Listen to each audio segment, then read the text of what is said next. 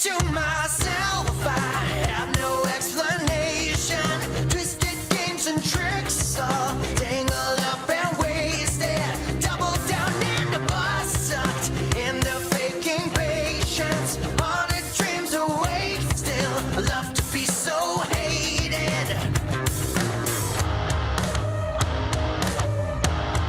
I did it to myself.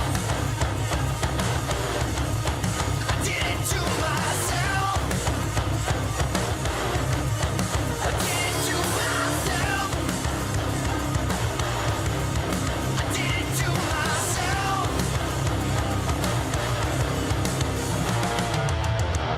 Boat it up and lose the key. I've got no motivation, got no will to breathe, growing more and more complacent. Train wreck at my feet, this monster I've created, running out of steam, but I can't fight the craving. So on and on, I train alone. The pain it slips away.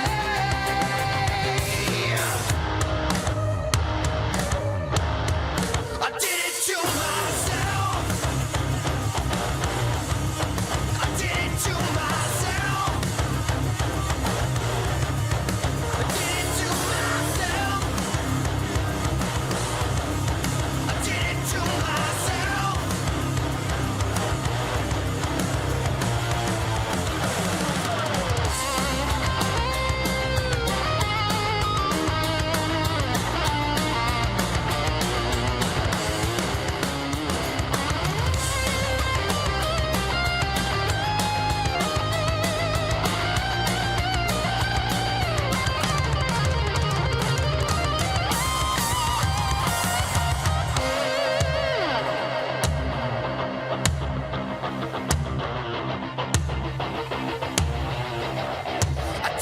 myself. I did it to myself. I did it to myself.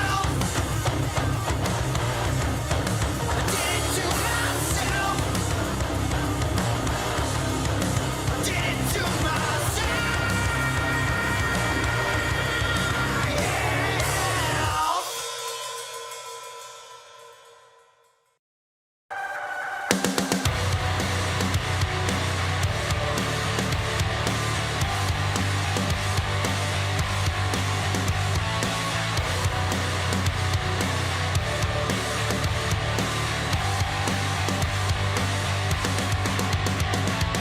Man, still jamming out to the new intro, Yeah, man. it's hype video season every Tuesday Hype night. video That's what I season. was going for. Let's Nailed go. it. Marketing department crushing it again, and director Jordan. Welcome in to the SquadCast, everybody. It's episode 54. We're coming at you from the IKS studio bunker. Right here, I got my starter jacket on today, Max. Went out and made a little purchase. I got Hey, my, where's your finisher jacket? my first ever. Yeah, they don't do that. The Leafs, 29 to 30 teams exclusive. Oh, sorry, 29 Ooh. of 32 teams exclusive only. Ouch. Max Finishers? is killing me today. Yeah. We went live. I think we're live on all the channels today. I think our Twitter is looking a little weird. So if you're trying to watch on Twitter, well, if you haven't been able to get in, that makes sense. But if you're trying to watch on Twitter, stick with us on there because I think it's working. You're definitely on the air right now. It just looks a little different. It's doing the thing and the stuff. Yeah, I'll have to tweak that one a little bit. I see a picture going of us forward. talking No, and it's stuff. definitely That's on. good. But the post didn't work the way I wanted it to. So That's, yeah. YouTube's up though, Facebook's up though, and we're rolling. As always, we are presented by our friends over at Rockstar Supply Chain Solutions, Roxanne and Darnell. Hit them up at rockstar.com. They can help you and your business become more streamlined. You can maximize your efficiency. They can help you out with orders and all the supplies you need to make sure your business is running tip top each and every day. You say tip-top or tip-top? Tip top shape, like tip top shape. Yeah, no, I'm just... You know, I mean, I'm not. now's where you plug your TikTok. Oh, follow me on TikTok at Producer Clark. Thanks, Max. Wow. Put it on a just T for looking you. out and just for me. Thanks, swing man. and a miss. Brian Snow's checking in over on the YouTube channel. Thanks, Brian. He says, let's go NHL. Yes, Brian, you and me need to chat soon. I need to get on your show because I want to talk hockey with you, Brian. But we're going to talk hockey. We're going to talk baseball. There's a lot of stuff going on tonight. Some NFL as well that we need to get to. But let's, Max, make sure that everybody knows they can ask us anything throughout the evening here tonight. And we can always bring, there he is. We can always bring up your questions and comments throughout the show, especially if you're commenting over on Facebook. So please do that. Send us a bunch of stuff throughout the night. Make sure you're filling up the comment wall wherever you're watching on any of our platforms. Make sure you're doing that. I am just going to tune in over on our Facebook. I want to see what people are saying. So far, Nelson Hackowicz says he's underwhelmed by ESPN's production of Hockey Night number 1. Oh, sorry, on night number 1. I don't know if I should say I'm surprised about ESPN doing that, or I should say I expected it. I don't know how I feel, but either way. It's going to take them a minute. We'll call this their preseason. I think they'll get things figured out after a couple of weeks. But yeah, unfortunately, when this is your night, the opening night, it's unfortunate to hear that the reviews are a little underwhelming for sure. Yeah, and I mean, at the same time, we have to remember ESPN hasn't been in the hockey game since like 2003 or 4 or 5 or something like that. Since Gary Thorne off the floor, on the board. Maybe this will break the curse for my Toronto Maple Leafs because it's been that long since they've won a playoff round. Gross. It's an interesting thing to say before they've dropped the puck. Gross. Robin Wildy saying, good evening, guys. Clark, did you have a moment of silence for Brooks' time with the Leafs? Yes, if you follow me on TikTok, Robin, which I told you to do last week, I did bring in the It's a show-long tribute. Yeah, I brought in the Adam Brooks jersey today, and that's topic number 2 on my list here to talk about today. But I did make a video on TikTok about this. I kind of had an Oscar-worthy performance. You know, almost got a couple of tears going. Max, how many views do you think I got on my Adam Brooks video on TikTok? A lot. It's one of my highest viewed videos of all time. 30,000 views. That'll do. It's one of my top 15 videos anyways. It went pretty good. You've made 15 videos? I've made over 1,000 actually. You've made over 1,000 Yeah, there's TikToks? a number I saw. I think I'm at like 1,300 or something. I've been doing it for a while now. It's almost a year. Holy hell. Made a lot. I made like 3 or 4 a day for a while. So Holy. think about it. Do the math. I'm at like 13, so I'm only you gotta keep up. little behind you. Ryan Marishak's checking in, says, good evening, gentlemen. Good evening to you as well, Ryan. Ryan put out a great post about the WHL today, the NHL today, about his season prediction. If you want to go check it out, I think you put it on his Facebook page. Right on. Ryan, you let us know where else you posted it because it's very in-depth. Jamie Yancey saying the ESPN game sounds like a baseball game. Weird. It's like they've been doing baseball for the last 17 years. Maybe the Leafs bring in a guy who wears number 77. You can just change the name bar on your jersey, Clark. No, this is my jersey for Adam Brooks, and it's staying this way forever. I don't care who else brings in number 77. That is a legendary jersey in my eyes. Funny story. He actually sent me a text today because he saw the video, and he said thanks. And I was like, Adam, again, you're in the NHL. I'm just making stupid videos, so you don't have to say thanks. Anyways, he's a great dude. That's why I'm a fan of him. Ryan saying he's not a huge fan of the different camera angles. I'm assuming he's talking about ESPN and not this program because this program has great camera angles set up by our good friends in the back. Jordan I heard something about an overhead cam. Some things that they're trying in the that ESPN broadcast. I guess so. Yeah. Interesting. I need to check it out. I haven't seen it yet. Twitterverse. I haven't seen it yet. Anyways, we need to get to our topics. We got some people checking in. John O'Flynn's checking in. Rod Monroe's checking in. Adam Hunter saying W. Just a general W. I'll take it. We'll take it. Katie Fleury's here. She's checking in. And as I said, everyone else throughout the evening. Janelle Barkman. Hi, my boys. Janelle, thank you for tuning in. And we have some interesting news for Janelle coming up soon. Janelle, I know she's been wanting to send us Facebook stars for a long time. Did you crack the code?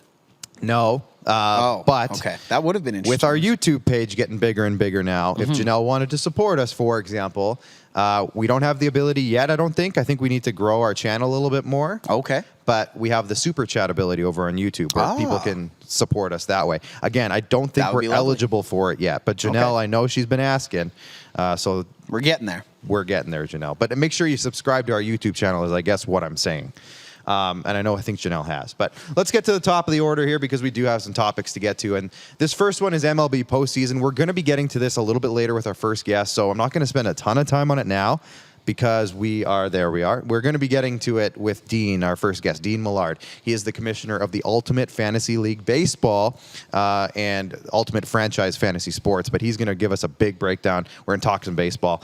The Astros defeat the White Sox 3-1 in their series. They stomped them 10-1 in the final game of that series, Max. A lot of people are upset because they're still not happy with how the Astros did a couple of years ago with the cheating scandal. Right. And the White Sox were a really good team coming along. Again, we'll talk to Dean about this. I'm going to get your thoughts, but for sure, we have a lot to get to here as well. The Red Sox beat the Rays. There was a bit of a controversial call. And we said it before the show, Max, but a little karma perhaps for Kevin Kiermaier for what happened with the Blue Jays. He gets a ground rule double instead of what some people thought should be a home run. Changed the course of that game, and a lot happened after that. But interesting. Not even a home run. Just when that runner's coming around third, should have scored. Okay. But is what it is. That's the rule. What it is. As Jamie Campbell said, that's the rule. And you said Jamie Campbell did say it's the rule, how it's written. We have to just deal let's with not make a big stink about it and go and change a whole bunch of stuff. But at the end of the day, I think the Rays are feeling a little scorned. That's for sure. The Atlanta Braves lead 2-1 over the Milwaukee Brewers. In their series, and their game is, I think, can you just give me a check on that game? I think it was absolutely. It was I think it's still going. We checked. Oh boy, 5-4 in favor of the Braves. The top Braves. of 9 right now. So they could take it right now if they win this game tonight. It's over. The Brewers and Rowdy Tellez are done, unfortunately. And the Dodgers and Giants play a little bit later. I think their game actually might be first pitch, might be right now. I think it was right around this time of night. And it is 2-1 for the Giants. So they could also end this series tonight as well. And I'm sure they don't want to spend any more time playing the Dodgers, I can imagine. So they'll want to end this one off as soon as possible. NHL news now. Nick Suzuki, let's start off with this one. He signs an 8-year extension with the Montreal Canadiens for $7.875 million, just under $8 million, Max. This is the type of deal for me that could look great by year 5, 6, 7, 8. Or, if he continues on his current trajectory, which is, 40 to 50 to 55-ish points a year, maybe it doesn't look all that great in a couple of years, a la, I hate to say this, Max, but a la Ryan Johansson or somebody along those lines. I'm sorry, Max. It's fair. But what do you think about the deal overall? I don't know. We talked about this off air numerous times. And again, I'm going to reference it. 32 Thoughts, the podcast. I heard a great interview with Nick Suzuki a couple of weeks ago. Just how mature this kid is. At 21, 22 years of age, I can't believe the Vegas Golden Knights gave up on this kid. I really can't. I mean, at the end of the day, it's kind of funny. I was watching a Steve Dangle trade tree where Nick Suzuki's name was involved with the Craig Rivet sweepstakes from 2007, if you can believe it or not. Amazing how much that trade paid out. But back on Nick Suzuki, this guy's idol is Patrice Bergeron. Last time I checked, that's a pretty good guy to idolize and model your game after. So when it comes to $7.87 million a year, what do you expect? 65, 70 points out of that, win a lot of faceoffs, be a responsible 200-foot player. If he's that for the Montreal Canadiens, like you said, year 3, 4, 5, 6, 7, and 8 could be fantastic for them. And at that point, he's only 30 years old, and he could look to cash in on another big ticket before his career is said and done. So for me personally, I really like the move. I think it's a statement move for the Montreal Canadiens. In terms of how they want to develop their identity and their culture going forward, especially with some things going on around their team with, I guess, the old Legion, right? The Carey Prices, the Shea Webbers, maybe phasing out. They're in a transition period when it comes to the top-end talent of their organization. Nick Suzuki, I don't know, man, seems like a pretty good guy to invest in to me based on what he's done in his first couple of years in the show. Yeah, and again, if he turns into a 60-plus point centerman every year, that's going to look like a nice contract. Look at his first 2 years in the league, too, right? He's on that path. This hasn't, again, it's been a good first 2 years, but arguably some of the most disruptive years any sort of development path has taken for any sort of prospect in the NHL. So he still performed admirably in those 2 years. Let's see what he does with full 82-game seasons now in front of him. Overall, I like that they got it done. Again, it's a strong signal to the fan base. Sorry, Ottawa. That they are looking to lock up their future potential stars nice and early at a reasonable number. Yes, absolutely. Now, we're going to move on. And it's unfortunate he's going to be usurped by Adam Brooks. That's the thing. Moving on to our next topic of conversation, they spend all this money on Nick Suzuki, and they bring in a guy who's going to be their number one center in their entire franchise. Adam Brooks, he's probably going to be on the first line with Tyler Toffoli and Cole Caulfield for game 1 because he's better than Nick Suzuki. I'd love to see it. I really too, would love to honestly. see it. I said this. I was a little upset the other day, obviously, when this happened, because I had high hopes for Adam in this organization, and then the rival comes in and scoops him right before the season starts. So it was a little upsetting. But I said, how much do you want to bet? And I was this to you. How much do you want to bet? Game 1, even if he's the fourth line center for that game. Game 1, they start Toffoli, Brooks, and Caulfield starting first line, Just to make Sheldon Keefe look at it. just to rub it in, and then he'll go back to his normal line. But After he scores 2 I goals. could see it. Well, he probably will In a too. 5-3 win for the Montreal Canadiens. As I said earlier, Adam did send me a message today, so I did ask him a couple of questions. So if there's anybody curious out there, he hasn't practiced with the team yet because they were still in Montreal and they're traveling to Toronto today. So I'm sure they're there now. But he was just going to wait in Toronto and then meet them here. So he'll probably practice with them tomorrow morning in their pregame skate, I would think, and that's the only time he spent with them. Mm-hmm. And he said to me that they haven't talked to him about if he's going to play or not tomorrow night. So, I mean, that's a tall order to have just met all these guys and then just get thrown into the lineup right away. Well, he met him over the course of a playoff series last year. I guess, yeah. A couple of games. So, Got familiar with anyways, some it's guys. an interesting little kind of a middle finger to the Leafs to snag this guy. And I'm a little upset myself as I invested in a jersey, and Adam's a good friend of ours here on the show even. But it is what it is. And hey, you know what? Maybe this is good for Adam's career, and we got to look at it that way because I'm still rooting for the kid. I never will not root for the kid. Absolutely. So hey, if he gets some playing time in Montreal and it works out for him, beauty. But we also have a comment here from Jamie Anstey. He says, hey, remember when Scott Sabourin left the Senators, went to the Leafs, and now he's back on the Sens? Could happen with Brooksy, too. Could happen. And you have to remember this, and when we're talking Montreal, they have Mike Hoffman injured. They have Paul Byron injured, and that's 2 forwards right there. They have Ryan Poehling, who they have in the system. There's a few guys who could easily get put back on this roster, and when that happens, who knows? Maybe Brooks is back on waivers. Leafs scoop him back up. Or ultimate spin zone. The Preds pick him up. The Preds pick him up? They passed on him already. I know, right? Montreal was 29th in the waiver order, and that's when they got Brooks. So that means 28 other teams passed on Adam. Yeah. The only ones that didn't were Montreal, Tampa, and I guess whoever was behind. There's 2 or 3 other teams behind Montreal. Would it have been Vegas? Maybe Toronto was included in that group. Potentially. And then maybe Vegas, maybe. But either way. Well, you can't be in the waiver order for your own claims, can you? No, but that's what I mean. There was 31 teams, and Montreal was 29 out of 31. So however that works. Either way, let's move on to Vitaly Kravtsov, Max. Now, this is an interesting one because Rangers fans were really looking forward to this kid cracking the roster this year. And I actually had him, I was on a podcast recently, and we were talking about breakout candidates. I had him as my breakout candidate for the Rangers, even though there's those other guys that are more obvious, like Lafreniere and whatever. But I wanted to be a little different. I said, this guy. His agent has been given permission to look for a trade. So that means that his agent can go around, basically do the GM's job for him, say, hey, are you interested in this guy? Are you interested in this guy? Yep. And then say, hey, GM of the Rangers, Chris Drury, all these teams are interested, make a deal. Yeah. And it's just really interesting because, again, they traded away quite a bit of skill in the offseason, got rid of a bit of skill, and brought in a bunch of physicality. He seemed like a guy who was going to fit in as a replacement for some of that skill. I don't know. Is there anything else that you have to say about that? I don't know. Former high-end pick, right? At the end of the day, right? Prospects, they're lottery tickets. Some pan out, some don't. And I mean, it's a little too early to write this kid off. But when it comes to the Hold on Kravtsovs, for Parker Kelly, by the way, guys. Yes. We're not there yet. When it comes to Vitaly Kravtsov, I mean, at the end of the day, still young. Maybe a change of scenery is what the kid needs, right? We've seen it time and time again. But for the Rangers, like you said, clearly a lot of top-end skill still in that lineup. Yeah. And I mean, I know that we talk about their identity and kind of who they're going to be facing on opening night, the Washington Capitals. Everybody remembers that saga from last year and kind of how the Rangers elected to go forward. Again, it's a lot of skilled forwards. He was the young odd man out, so it's unfortunate that maybe he feels he was deserving of a spot. Change of scenery, who knows? Maybe the Rangers get a 2nd or 3rd round pick in exchange.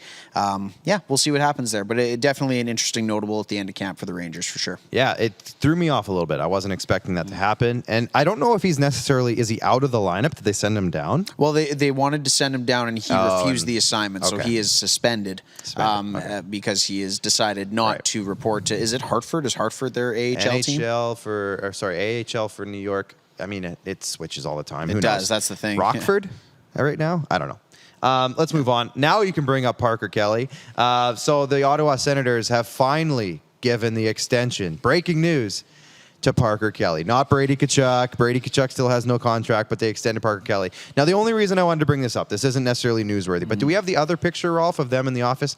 Okay, so Jordan, I'm going to need you to do some zoom in enhancing. In the bottom left of this picture, now, don't do it yet, but this is Parker Kelly, former Prince Albert Raider. Pierre Dorian, he's the GM, and DJ Smith, he's the coach of the team. Pierre looks like he was grinding all night on that extension. Yeah. Yes, you did. Now, if you can zoom into the left, these guys are just like you and I, you guys. I just wanted to bring this up to you, Max. Right, go down to the desk. That is Pierre. You got it. I like this. Go down to the desk and show me the desktop computer in the corner there, Jordan. I didn't really prep Jordan on what to do here. Zoom in and enhance on the desktop. That, my friends and viewers of the SquadCast, is capfriendly.com, the website that we all have public access to see the contract situations around the league. Everybody uses it. I feel like one fans. of the pros. I feel like one of the pros just daily on Cap Friendly, looking at what's going to be the next in, the next out in terms of dollars and cents. You and me could be GMs in the NHL, Max. Yeah, we could do it. We really could. So anyways, let's move on. Now, this news was a little bit more major in terms of actually being newsworthy. John Gruden, of course, he resigns from the Las Vegas. I was trying to say LV. No, they don't call them that. The Vegas Raiders. John Gruden. Now, Max, I know we're both kind of still catching up on the whole full story here, but he was basically it was an investigation on the Washington football team, my favorite organization. And of course, they're getting investigated because I thought they were a stand-up organization. That was great. No. They're always getting investigated for something. Anyways, in that investigation, it just kind of so happened, I think, is what I'm understanding, that a bunch of John Gruden's emails to the team or to somebody from the team came out, and they weren't great. They were a little bit of everything. It was a bit of a dog's breakfast of basically things you don't want to be saying. So he has come out, and I guess some people have given him a little bit of credit for taking the accountability to just say, hey, you know what? I'm done. I'm done here. You don't have to worry about me. You don't have to fire me. I'm out. I'm out of here. So there's some people saying that the accountability is there at least, and that's the least he could have done. So there's that. But also, I mean, it's a terrible, terrible look on him and the others involved in whatever the situation is. And I don't think it's done yet. It's not over yet. There's still more to come out of this, and we're just going to have to see. But on top of this, the Tampa Bay Buccaneers have actually taken him out of their Ring of Honor. He obviously was their coach when they won the Super Bowl back in 2002, and they've taken him out. So, Max, I don't know if you have anything else on this topic. It's a definitely kind of came out of nowhere situation and doesn't look good at all. Yeah, 100%. I mean, I echo your sentiments entirely. At the end of the day, it's one of those things where when you're John Gruden and there's no good way to spin this. At the end of the day, everybody's seen what's been out there. It's not a good thing to be caught up in. And again, credit for accountability, what you will. At the end of the day, you did it. So when you look at John Gruden, again, at the end of the day, it's just I don't know what I'm a little speechless on the matter because again, there's just nothing good to say about it. Unfortunately, it's just no good way to spin this. At the end of the day, he's not the coach of the football team anymore. He doesn't deserve to be, and Las Vegas is going to move on. I think at the end of the day, that's all you can say about this particular situation is just that, man, John Gruden, not good. Moving on. Moving on, exactly. And I do have some breaking news, so let's move on. The Atlanta Braves have beaten the Milwaukee Brewers. It is over. They're moving on to the NLCS to face the winner of the Giants and Dodgers. So congrats to the Braves and Alex Anthopoulos. Anyways, former J. I am not bitter about Alex Anthopoulos. No, me neither. I like what's being built. No, you know what? I should say that. Ross and Mark have done a great job, but at the time, I was a little upset that they fired At the time, we were all on board with what the Anthopoulos regime was doing in Toronto. We all really enjoyed it. And you know what? 6 wins away, it would have looked really good. Oh, good point. So we'll move on now. Fantasy football owners rejoice. I'm one of them. Christian McCaffrey should be back this week for the Carolina Panthers, which is great news because I need him real bad right now. But he should be back in blue and white against the Minnesota Vikings this week. Now, I think he's still listed as questionable, but everything the coach was saying, Ron Rivera wants him back on the field, of course. He's one of the best players in the league. Ron Rivera's not the coach of that football team, though. Who is right now? That'd be Matt Rule. That's who I meant. That's what I said. Ron Rivera is the head coach of your Washington football team. Yeah, that's why he was in my head, because I was looking at pictures of him all Fair day, enough. reading Sorry. the articles about John Gruden. Just needed a correction for the families out there. Thank you Sorry for about that. Appreciate that, Maxwell. That's why we're a good tandem. That's right. Because I make mistakes usually, and Max usually fixes them. This one's a bit more personal for Max and I. We're moving a little local here. And I don't know, Rolf, if we put this in real last minute, so I don't know if you got time to add a picture or not. But the Regina Red Sox are back in the news here in Regina again. They were denied a feasibility a loan, I guess, or an amount of money for a feasibility study to see if they could get their stadium. Basically, they wanted to do a study to see if their stadium would make sense to be put in. Now, for those outside of Regina, there's a big street in the middle of the city called Dudney Avenue. And black hole in the city called within that Dudney street, Avenue. Yep. it's basically where all of the nightclubs are. A lot of cool businesses in this new warehouse district that's being really blooming. There's some really awesome businesses that deserve an awesome economic There's a lot of project stuff there. like this. Everyday Kitchens there, Rebellion Brewery. There's all sorts of coffee shops. There's a bunch of great media companies that are coming up there. Breweries, all these great, cool places. And there's this big empty chunk right in the middle of it, right outside of downtown, right behind the Casino of Regina. There's a big chunk of empty dirt. And it looks terrible, and it's been there forever, and I hate it so badly. We're not talking about Capital Point. No, not that part. No, this is a bigger chunk of dirt. Bigger chunk of and dirt. I hate it Much even longer. more. And basically what the Red Sox want to do is put a brand new stadium here within the next few years, replace their old one at Curry Field, which is not fit for what they want. They want to make it more of an attraction. Curry Field is basically just a means to an end at this point in its existence. It's been through a lot. It's done a lot for that team, but it's time to move on and get better facilities.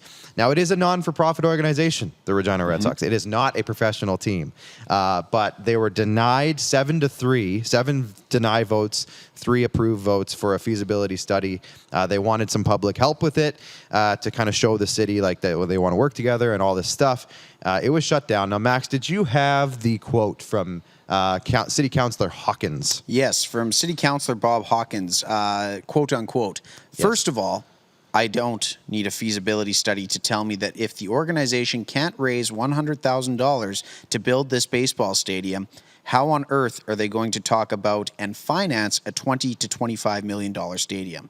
It's just a little bit of common sense, Hawkins said at the meeting. And we both scoffed at that at first, and then we both said, well, you said it first, but I mean, I guess it kind of makes sense. If you want to build a $20-ish million facility, stadium, all the other stuff that comes with it, and you can't afford the $100,000 feasibility study, why are we supporting this? And there's other stuff going on, of course. Obviously, they're still kind of getting paid off Mosaic Stadium. For sure. There's still other COVID things that they're dealing with and some other projects that are going on.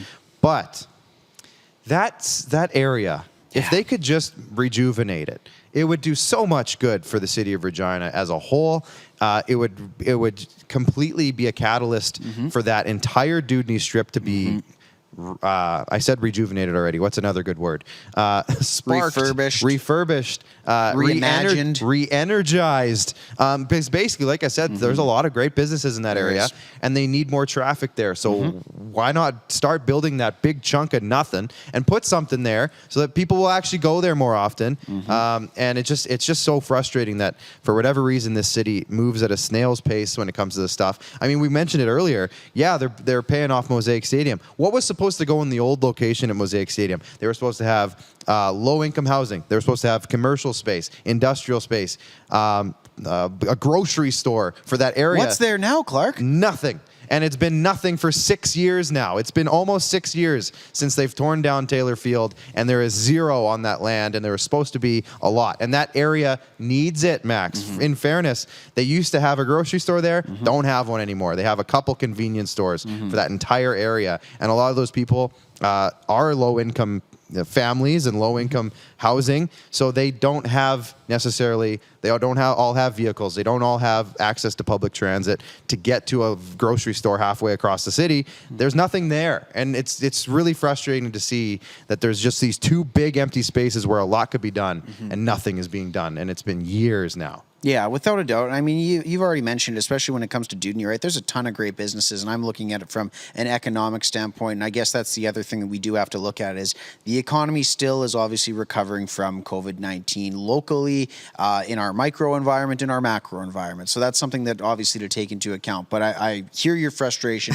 completely understand your frustration. And before we went on air, we talked about maybe taking the low road when it comes to Councilman Hawkins' comments. Yeah. But we will choose not to do that in the hopes that, you know what, maybe there is still some life for this project. As you alluded to, Matt, a great project. Obviously, us being not super biased, but a little biased. Pretty biased. We're massive baseball fans, and we know what a really good baseball team. And again, we talk about the Winnipeg Goldeyes and what they have for their. Yeah, sorry. I'm not laughing at you. That's fine. But it's again, we know what this project can be, and again, with it not being our dollars tied to it, that's where again we're at the mercy of whatever our city councilors think is best for us. However, again, let's just hopefully say there is still some light for this project because there's a ton of great people that would be greatly benefited, great business owners, great people within the Regina Red Sox organization that have put together a winning product when it comes to the baseball team, in addition to just creating a really good brand locally here in Regina. So I would love to see something happen for them in a positive light because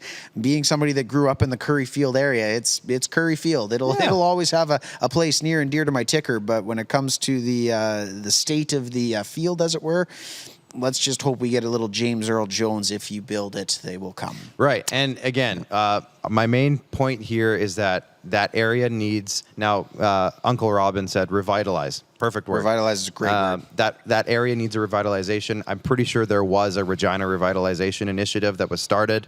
I don't know what happened to that. It was like the Justice League initiative. I know initially. they were. DC didn't exactly follow through with that. They did some focus on downtown, but did they stop there? I mean, anyways, they need to do something with that area. And I think of Winnipeg. We mentioned this as an example. The Winnipeg Goldeyes, the stadium there, it's just gorgeous. It's a focal point of that downtown. It's an attraction site.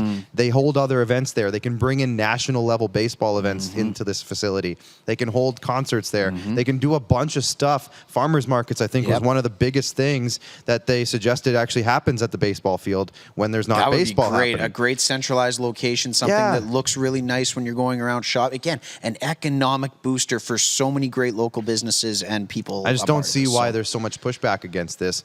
At least put something there, and there just seems to be a blockage. Anyways, we are getting super local. But Robin Wildy does say, hello, I'm producer Clark, and I'm running for city council. Hey, there we go. Maybe. I like it. No, he says, vote for me or F off. I like that slogan. Can I use that, Robin? Bring your sports projects to the table, and producer Clark I will approve every single one. Every single one. Katie Fleury says they also need more parking for the hospital staff. Interesting. Zero question. I didn't think of that, but there you go. Let's move on because I'm just gonna start yelling. The Regina Pats have made a trade, and I know Katie Fleury, somebody just mentioned it in the comments here on Facebook. I just saw the Pats trade. Well, here it is. Sloan Stanek has been dealt to the Prince Albert Raiders for defenseman Adam McNutt. They're both 18 years old. They're both 2003 born players. It's an interesting one because the Pats right now, it seems like they have maybe some blockages in terms of their offensive production. And then they go out. Sloan Stanek has 4 points in the first 5 games. Granted, 3 of them came in the first game, so he's had 1 point in 4 games since, if you want to look at it that way. That doesn't matter too much, though, because Adam McNutt, from all I've heard, is one of those defensemen that you just don't want to play against. He's physical. He's a shutdown type of defenseman, and it never hurts to add those types of guys. The better your defense is, they say defense wins championships, and in the WHL and in junior hockey, if you can shut down the other guys, you usually have a good chance. It's a curious move, and I don't know how many thoughts you have on this, Max. It's a curious move, but I'm wondering if it's the start of the moves. I don't think they're done. Yeah, I was going to say, and I mean, we look at the Pats, right? They were obviously off to a hot start, 2-0, and then on a 3-game slide. Yep. So when it comes to GM John Paddock, I mean, why not address this need early, right? Yep. If you've clearly identified that you need something to make your hockey team better, why not go out and do it now? Don't wait to November, December, January, whatever it is, go out and get the pieces that you need. Again, it might be aggressive, and like you said, maybe just the start of a number of moves, but I like that they're going all for it. They clearly realize what they have with 98 leading the charge. Yeah, Connor Bedard, I mean, you've got a window. You have a window, and they have to surround Connor, and they have with several guys already, but they have to surround him with enough firepower to maximize him too. Exactly. And zero disrespect to the rest of the roster. Yeah, I just say, obviously, there's catalysts when it comes to teams. Yeah. This is the one that you're building around for the next couple of years. So at the end of the day, good on John Paddock. Address a need, go out and fill it. I don't think that they're done making moves. I like Just say that.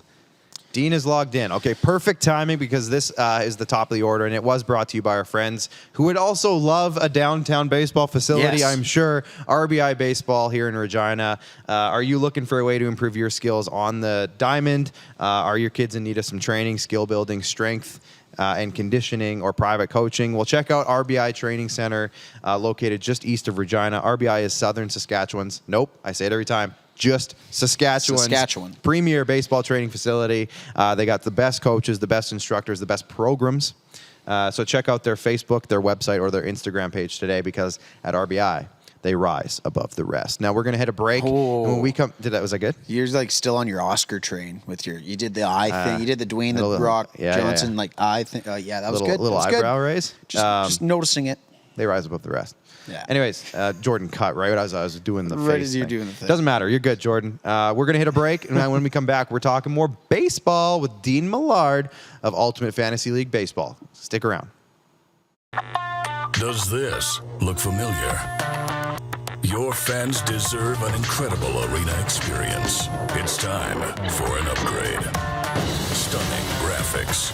Revenue opportunities are just the beginning with our in-venue display systems and scoring technology. Let us help you find the best solution for your facility. DDG, always delivering the best fan experience. Here's how your business can be a part of Canada's fastest growing sports talk show. All you have to do is contact us, and we will tell you all about the dynamic and exciting marketing opportunities we have, utilizing a fully integrated 360-degree multi-platform. Imagine your business seen and heard across Canada on Game Plus TV and around the world on the Rod Peterson Digital Network. You will use one of the most overused expressions in sports. You gotta be kidding me. Get your business involved. Contact the Rod Peterson Show today. Everyday Hooplife.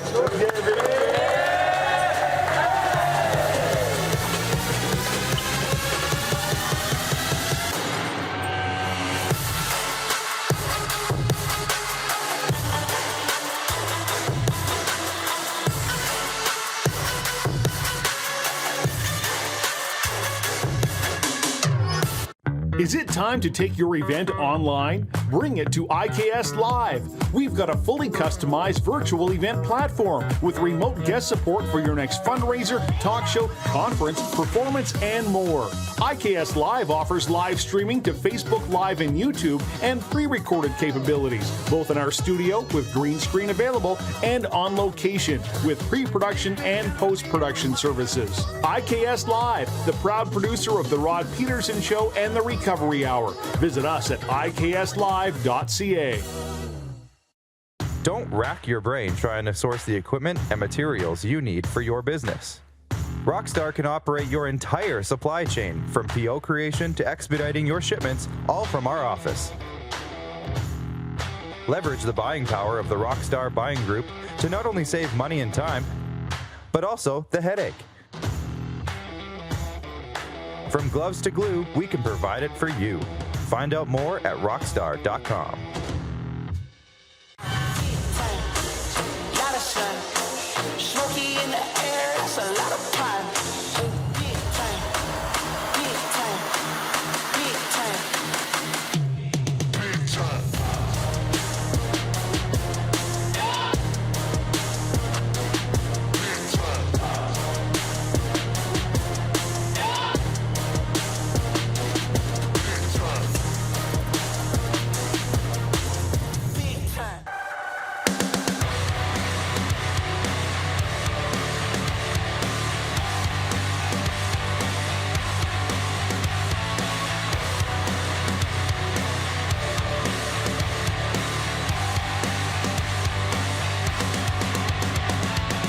Max, I got to give you credit. I like that song. Was I right? Or was I right? At first I said, Max, I don't know if I like that song. It seems a little too crazy. And then every time it comes back from commercial, Give it a minute, man. It's hype video season. It gets you ready to go all the time. Yep. And it gets me going. And I'm now pumped up for our next guest, our first guest of the evening. and he is a commissioner of a sports league, Max. And of course, I'm talking about the Ultimate Franchise Fantasy Sports League, and we're talking the Ultimate Fantasy League Baseball. And we're bringing in Dean Millard now. Dean, welcome to the show. I'm pumped to talk baseball with you tonight and whatever else comes up. But how are you doing tonight? I am awesome, guys. And you guys were talking about a brand new stadium for Regina. This jersey over my left, the Edmonton Prospects play in that league. Yes. They're building a brand new stadium in Spruce Grove, just outside of Edmonton. Okotoks in that league has a gorgeous stadium. Sylvan Lake building a brand new stadium. And what they're using it in Alberta is tourism. You're gonna put a package together. So on Baseball Day in Canada, we did a program where we were talking to members of the Regina Red Sox about building that stadium. Hopefully there'll be one in Saskatoon as well. But people, it's not just a ball game anymore. It's an event, and people can go to it. And, I love Winnipeg, and I love the Gold Eyes. I'm from Brandon originally, so I've been to that stadium a lot. But you don't even need to go that big. You can go small and cool and bring people in. So I hope it does happen eventually. No, see, Dean, that's logical. We can't have that here. We can't have that in Regina. That's too far. Dean, you said you're from Manitoba originally. You live in Alberta now. Are you a Blue Jays fan by trade, or do you have somebody else? I see the Dodgers jersey behind you. Is that your team? Yeah, that is my team. I was my brother was trying out for, I think, Melville in 1988, and so our family was hanging out in the fall. I was in a hotel room, and Vin Scully calling Kirk Gibson that jersey, his home run in '88 off Dennis Eckersley, is what made me a Dodger fan. I was 13. I grew up an Andy Moog hockey fan all the time, played baseball, but really fell in love with baseball that night, and I've never looked back. So I enjoyed the Blue Jays World Series in the 90s, but I'm to the core, I'm a Dodgers fan. Well, that is understandable, and that's I love hearing the origin stories, because we usually do go into that with a lot of our guests. We say, where did you start? What happened? How did you get into it? Like with Craig Ballard, our Blue Jays friend, we asked him about his early days of Jays fandom and stuff. So love hearing those stories. Let's get into it now then. Let's go into Dodgers Giants. The Dodgers are on the ropes right now. So how are you feeling going into Game 4, which I think is underway at this point? Yeah, I might be slightly distracted because it's just in front, but it's 1-0 right now. I feel good. Walker Buehler on short rest. I'm going to trust Walker Buehler on short rest, almost as much as I would a full tank. I love the Dodgers bullpen, and then Urias in Game 5. The Dodgers win. I'm pretty confident. So this is great. This is the first time the Dodgers and Giants have ever played. Can you imagine if you said the Flames and Oilers never played a playoff series, or the Pats and the Warriors never played a playoff series? Like your biggest rival meeting in the first time, because back when they played, one team from each league made the playoffs when they were in New York, and then they've never met. So I like it, though. I love it. And I got a World Series in '88 when I started. I got a World Series last year as a fan. I can't complain. They've won the NL West 8 straight times. And maybe I'm just preparing myself for if the Giants do beat them, and my good buddy Jack Cookson, who's a Giants fan, will be all over me. So I don't know. I just love baseball, and I think the Dodgers will be able to prevail in this series. Well, I tell you what, Dean, I'm a Blue Jays fan through and through, diehard since '94 when I was born, so I just missed their last one. So I'm certainly hoping with this young core that they've got that they're going to be winning a couple in the near future. But I wanted to go back to Walker Buehler. Obviously, the start of the tight pants movement, and obviously we've become well accustomed to that north of the border here with Robbie Ray. And obviously the Blue Jays, after the season that they've had, we're very proud of a 20-game above 500 finish over 162 games for how young the team was. But a couple of these core veterans that are going to be looking at some massive free agent deals. We got Robbie Ray. We got Marcus Semien. If you were Ross Atkins and Mark Shapiro, again, we know that you're a commissioner, but put your GM hat on for a moment. What direction are you going with these two studs that the Jays need to find a way to retain at least one of? Yeah, I'm signing Semien over Robbie Ray all day. I think Robbie Ray had a great season. I think somebody is going to overpay him, and he will get paid, and hopefully he continues it. But that infield of the Blue Jays is legendary. 3 guys with 100 RBIs.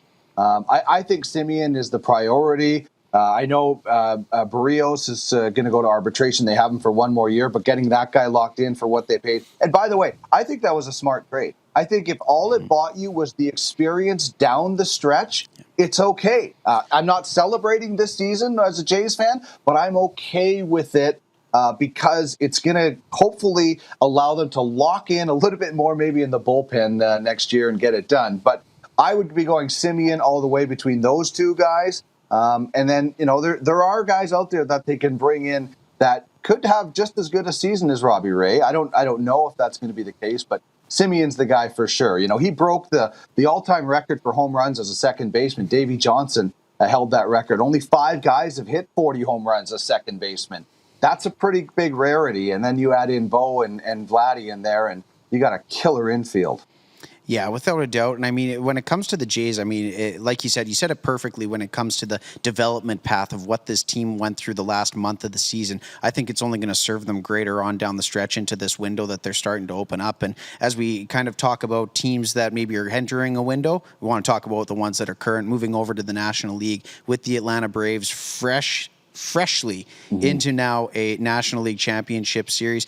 Can you just tell me about the Atlanta Braves and what they've been able to do? I know that they've overcome some serious injuries this year to a couple of key components of that roster. What do you make of the Atlanta Braves and why they were maybe able to make such quick work of an equally powerful Milwaukee Brewers team? Yeah, I think the Braves, Freddie Freeman, who has some Canadian roots as well, is not only one of the best first basemen, but he is I think he is one of the probably most well-liked players in Major League Baseball. Like, no matter who gets on first base, no matter the situation, Freddie Freeman's sitting there saying, "Hey, nice hit," blah, blah. And I think that kind of rubs off on the rest of the team in big moments, and that they're like, wow, if our star first baseman can be relaxed and everything like that, then I can, and I can go out and do my job. And Max Fried has been just a phenomenal pitcher this year for the Braves. So I think the fact that they have a lot of talent, but I think their leaders are really just, setting the tone for this organization. And so I'm happy. I think that the Braves have had this window, not as maybe as successful as that one in the 90s that they had, where it was like they were like the Buffalo Bills of Major League Baseball. But they also have a window with Acuna and things like that. So I like the Braves. I like their makeup. I like that they're led by youth, and then a guy like Freddie Freeman kind of ties it all together. We're going to get into some of the Ultimate Franchise Fantasy League stuff in a second, because man, me and Max are just hearing about all of the things that are going on. We've talked to Andy McNamara, who I know you're pretty friendly with at this point. You've probably talked to him quite a bit in the last little while. But we'll get to that in a second. I want to talk to you a bit more about the rest of the series here, because we want to switch over to the AL here. Max, you had a question about the controversial call with the Red Sox Rays. But before we get there, the Astros wallop the White Sox 10-1 in Game 4. And they're back in the ALCS. Back to where they were a couple years ago with the trash can incident. And not too many people are happy because they're still upset with that whole thing. And a lot of the team is carried over. But with the White Sox they came on real strong this year. Were you a little surprised to see the Astros maybe take this one from the White Sox? The White Sox have a really strong team, but man, oh man, this Astros team, and I was one of the biggest asterisks, as we called them back in the day. They beat the Dodgers. I hated them. Yeah. I wanted them to pay. I felt they were so, they got off so easy without fans in the stands that first season. After winning that, nobody could say anything. And then, they got heckled. But I have to say this. First of all, Dusty Baker is the perfect guy for that team to bring them together. The cheating scandal is over. They're still crushing team. I mean, they had 3 guys with 30 home runs, another guy with 26. Alvarez led the league in hitting, and they didn't even have Verlander. I mean, this is a team that is saying to everybody, as everybody was booing them, they took all that and they deserved it. But right now they're saying, hey, we're not cheating, and we're crushing a really good White Sox team. And I don't know if you saw the game, but Jose Abreu got hit in that game. Tony La Russa, who just happens to have a pretty heated past with a Dusty Baker, and they said they patched it up. But he came out and said they threw at him on purpose. So the Astros are not only back in the ALCS, but they're back to being hated because apparently they're throwing at guys on purpose in a 10-1 game. So all things seem to be perfect in the baseball world. People hate the Astros. The Astros are winning. And managers are chirping at each other in the press. So it makes for great theater. And we haven't even talked about the Red Sox yet. I mean, oh, my goodness. And I guess let's get right to him without further ado, Dean. The Red Sox and Rays series, what do you make of it? And again, going back to the commissioner roots, what do you make of the controversial call that we saw in Game 3, that led to a very, very, I guess, deflated Rays team heading into Game 4 and ultimately losing the series? Yeah, listen, I'm going to focus on what the Red Sox did in this series, and that's overcome a whole lot of odds that nobody thought. I didn't think they were going to beat the Yankees. And then, they benefited from a bad call, by a bad judgment call. Listen, I think the Boston Red Sox are a little bit like that team, the idiots that they call themselves. The Boston Red Sox just have a little bit something going. And I don't know if it's like, certain teams can get on a roll, and you look at, I watched the 06 Oilers almost go win a Stanley Cup as a number 8 seed. And the Boston Red Sox came in as a wild card team, knocked off the Yankees, and now just knocked off the Rays, who seem to do everything right when it comes to analytics. I'm just going to give the credit to the Boston Red Sox. I think that they're a bit of a team of destiny right now. I don't know if they're going to have enough to take out the Astros. I think probably their run stops there, but I don't know. I'm just enjoying the Red Sox because it's a storied history in Major League Baseball, and I'm a bit of a baseball romantic. So, I don't even mind when the Yankees have success in the playoffs because there's so much baseball tradition there. Oh, I tell you, Dean, it's tough to hear that being, again, just the diehard biased Blue Jays fans that we are. I know that Clark and I were talking about the Red Sox in the vein of, well, gee, if the Jays beat them by 2 touchdowns earlier in the year, maybe they should have been knocked back a game or two, but I digress. They're in the ALCS. Should have counted for 2 wins. And I mean, regardless, as a baseball fan, you have to appreciate what Kike Hernandez is doing. This is absolutely incredible stuff. He's the best hitter on the planet right now. Yeah, it's incredible. I watched him with the Dodgers for years. He was such a great utility guy. And it's awesome to see that this is a guy. We're going to talk about fantasy in a second. Kike Hernandez plays about 6 different positions, and so he's so valuable for the actual team, really valuable in fantasy. And it's really great to see him and a guy like Jock Peterson also having success, another former Dodger. I look at the Red Sox and Dodgers as the perfect World Series. You got the Mookie Betts story, you got Hernandez. You got a rematch from 2018. I mean, that to me would be a perfect World Series.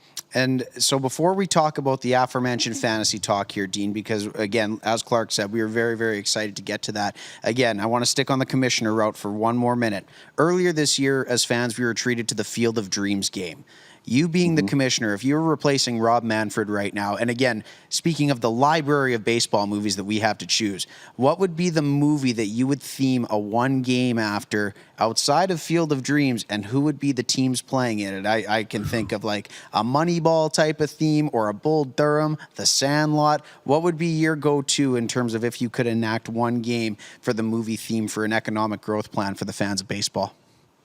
Ooh, wow, that is such a great question. Well, first of all, Field of Dreams is my favorite baseball movie. The book, it was Shoeless Joe, it's called, by W.P. Kinsella, just outside of Edmonton. Just a phenomenal story. Bull Durham, for me, is probably the most realistic baseball movie. But they've done that before. They've taken Major League Baseball games to minor league parks. So I'm not really sure. Maybe The Sandlot. Like, what about The Sandlot? What if you went and made the field look like a sandlot? I'm not asking Major League Baseball players to play on a sandlot, but could you make it look like the Sandlot? Because that kind of takes everybody back. I grew up in Brandon, Manitoba. We would play hockey in the winter and baseball in the summer at East End Community Center. It was a great thing to do. It was out in the park and things like that. What if you take it back to that? And that you base it on the movie Sandlot. And, I'm sure people know about that movie, but maybe that's one. 42 is another classic one. about Jackie Robinson. The list is, there's so many terrific baseball movies. But I even maybe you go to the park in Brewster's Millions. I don't know if you guys might be a little bit too young for that. John Candy and Richard Pryor, and you got some Brewster's Millions where he plays against the Yankees. But something like that. If you could recreate the Durham Bull Stadium in Bull Durham, where guys could hit, remember he hit the bull because he told them what the pitch was. Maybe something like that. If you could recreate that and get Bull Durham going, I want to see another Costner beauty. Oh well, he has a bunch of classics. I want to see the Sandlot, and I want them to build actual houses on the outfield fence. And if they hit a home run, they can break a glass or break a window. Dogs in the back, big dogs in there. The guys they only have one baseball, so the guys actually have to hop the fence to go get the baseball and bring it back. I think that'd be perfect. Hey, Mike Trout, can you hop over and get that ball, please? Yeah, exactly. Beat the dog. We only got one ball, and it was signed by Babe Ruth. Beat the dog to the ball. Make sure that you get there. Don't get bit. I think the insurance might not cover dog bites, unfortunately. We'll figure. They'll we'll figure skip it that out. element, and we'll build off. They'll that. be trained dogs, but they'll be ruthlessly trained for sure. Let's skip over to the Ultimate Franchise stuff now, because there's a lot of big news coming, and you are specifically involved in the big news that I want to get to. Obviously, as a whole, again, we've talked to Andy McNamara and a couple other guys about this Ultimate Franchise Fantasy Sports. That's the overarching, umbrella corp, if you will. But within that is each individual league, and you are the commissioner of the Ultimate Fantasy League Baseball League. Ultimate Fantasy League Baseball. So, what's going on with that? And can you give us a little explanation of what it is? Yeah, I'll give you the Coles notes. As you mentioned, UFLB Ultimate Fantasy League Baseball is the ultimate in dynasty fantasy. We will have 30 franchises, just like Major League Baseball. If they ever get their act together and expand a team to Montreal, we'll have an expansion team. So then we would have 31. So we will react to what Major League Baseball does. We will have 26 player rosters, just like Major League Baseball. We will have a 40-man list, just like Major League Baseball. For now, it'll act more of a protected list because we will be building out a full minor league system. So basically, when you look at Major League Baseball, we are putting that on the blockchain in fantasy format, on the Zilliqa blockchain. So every player is represented as a fantasy digital asset that are drafted. And it's like running an actual team. I mean, I sent you guys the rule book, and Clark, I think you asked, when's the test? And I'm like, that's the perfect response, because this is professional fantasy. We want the best players backed by the richest owners, because it is high stakes. And that rule book, when you go through it, it mimics as much as we can about Major League Baseball, from options to free agency to roster sizes. As much as we can, we want to mimic what it's like to run a baseball team. And Ian Kinsler, 2018 World Series champion, and now with the San Diego Padres front office, he's our ambassador. When we were talking to him, he's like, I can't believe how realistic this is. This is perfect for anybody that wants to feel like it's running a team, which he is doing in the front office right now. So we think we're as close as we can get. We can't do everything. Our drafts are auctions, which feed into the prize pool, which are progressive. So it's going to be like no fantasy baseball league you have ever seen before. You can't just stick 3 guys in the outfield. They actually have to qualify to play those specific positions. And, you've talked to Andy McNamara. You know what that football league is like. Gosh. Man, the O-linemen, the 53-man draft, 53-round draft, you hear guys talk about that draft, it sounds like they were in a war coming out of that 3 or 4 day draft. And ours will be 26 rounds, half of that about. So I think I'm really excited about things, and just the realism that this brings is there's nothing like it out there.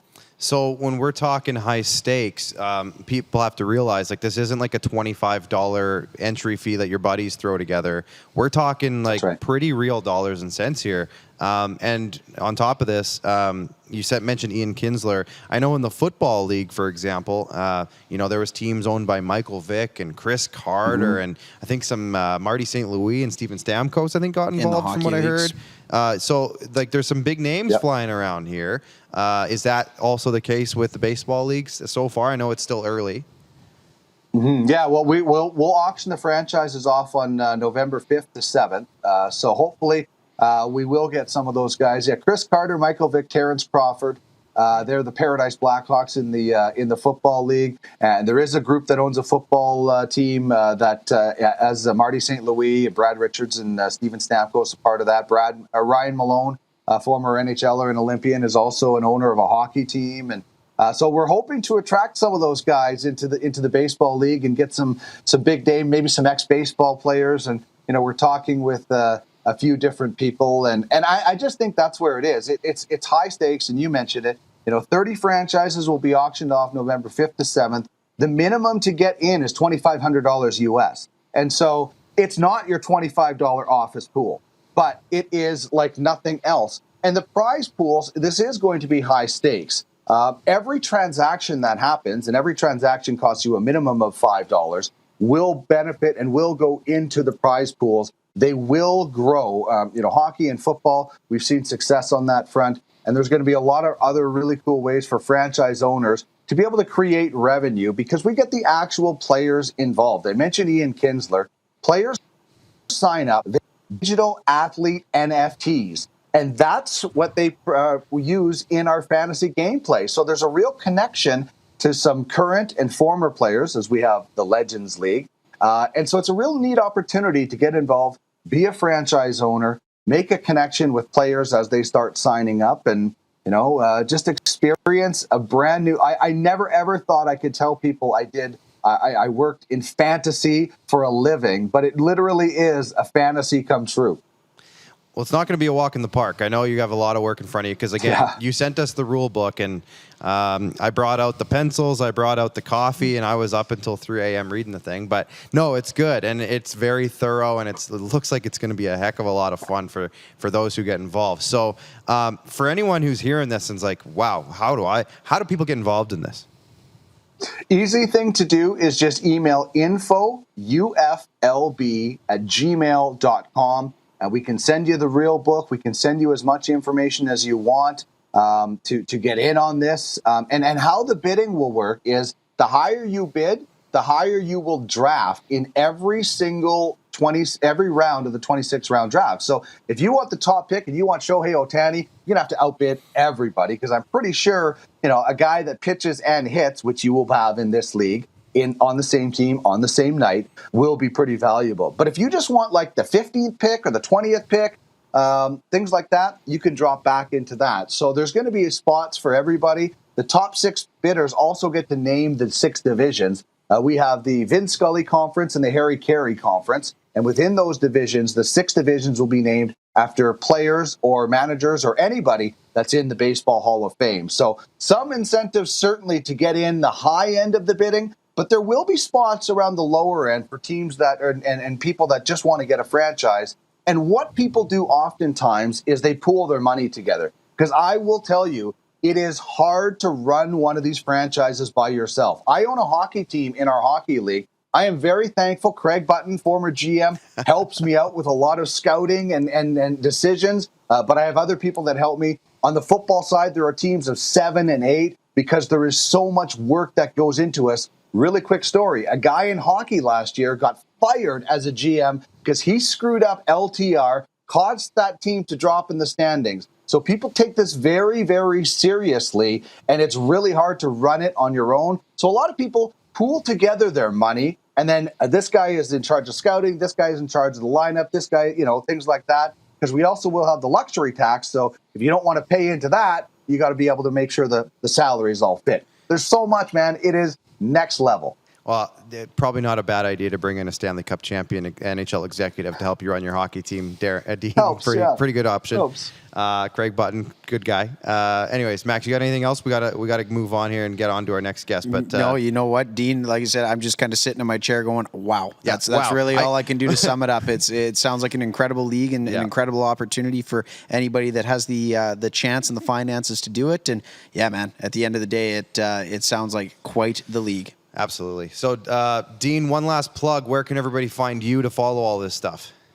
Yeah, you can get me on Twitter at Duck Millard, DuckMillard. And if you want more information, email info@uflb@gmail.com. And the website is uffsports.com. Love it. Well, we will be checking it out. I don't think this is the end of our journey together, Dean, so we'll be chatting again soon. But we appreciate your time tonight and enjoy the baseball. Thanks a ton, Dean. Thank you so much, guys. I really appreciated the conversation, and I hope we chat again. Absolutely. That was Dean Millard of UFFS Sports. And wow, like you said, just a lot of wows going on from me. A lot of information to digest, yes. but it's all like very... Oh my goodness! All my fandom sectors of my brain, the cerebellum, as it were. They're firing. Yeah, it's firing. That's for sure. Our guests, as always, our video guests are brought to you by our friends over at IKS Media, IKS Live. If you want to make your event the hottest ticket in town, make sure you hit up IKS. Check out all of their services. They have event planning, live broadcasting, video screens, and a whole lot more. Always the best seat in the house with IKS Media. Now, when we come back from the break, we're hitting up the courts because we got Andrew Gottselig from Hooplife Basketball back in the saddle right after this break. Does this look familiar? Your fans deserve an incredible arena experience. It's time for an upgrade. Stunning graphics. Revenue opportunities are just the beginning with our in-venue display systems and scoring technology. Let us help you find the best solution for your facility. EDG, always delivering the best fan experience. Here's how your business can be a part of Canada's fastest growing sports talk show. All you have to do is contact us, and we will tell you all about the dynamic and exciting marketing opportunities we have, utilizing a fully integrated 360-degree multi-platform. Imagine your business seen and heard across Canada on Game Plus TV and around the world on the Rod Peterson Digital Network. You will use one of the most overused expressions in sports. You gotta be kidding me. Get your business involved. Contact the Rod Peterson Show today. Everyday Hooplife.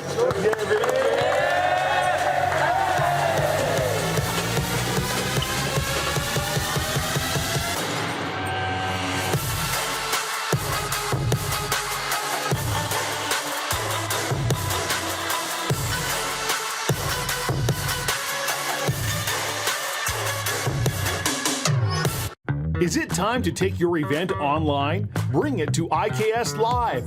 We've got a fully customized virtual event platform with remote guest support for your next fundraiser, talk show, conference, performance, and more. IKS Live offers live streaming to Facebook Live and YouTube and pre-recorded capabilities, both in our studio with green screen available and on location with pre-production and post-production services. IKS Live, the proud producer of The Rod Peterson Show and The Recovery Hour. Visit us at ikslive.ca. Don't rack your brain trying to source the equipment and materials you need for your business. Rockstar can operate your entire supply chain, from PO creation to expediting your shipments, all from our office. Leverage the buying power of the Rockstar buying group to not only save money and time, but also the headache. From gloves to glue, we can provide it for you. Find out more at rockstar.com.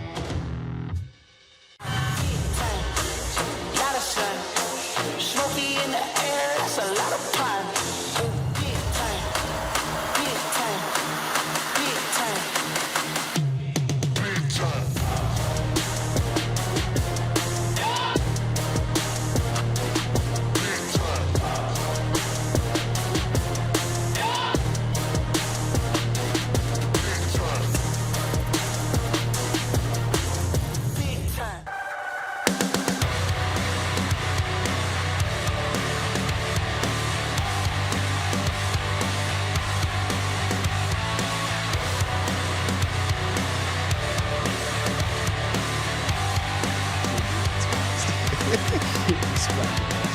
All right, we are back, and I just said one name in the break, and I got Andrew going here. Andrew Gottselig from Hooplife Basketball is back.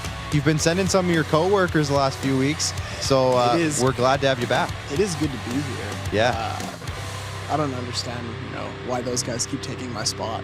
But Everybody wants to get in here, Andrew. Selfish bastards. Hey? Absolutely. No, well, we're pumped to have you back. No, and family. We do have a lot to talk about. There's a lot going on in the basketball world right now, and I want to get your thoughts on some of them specifically. But we're going to bring up, we always do the corner three graphic. Can we bring up that graphic here, gentlemen, as we get to our first topic of the night when we get to the NBA? I'm just going to let them bring it up here.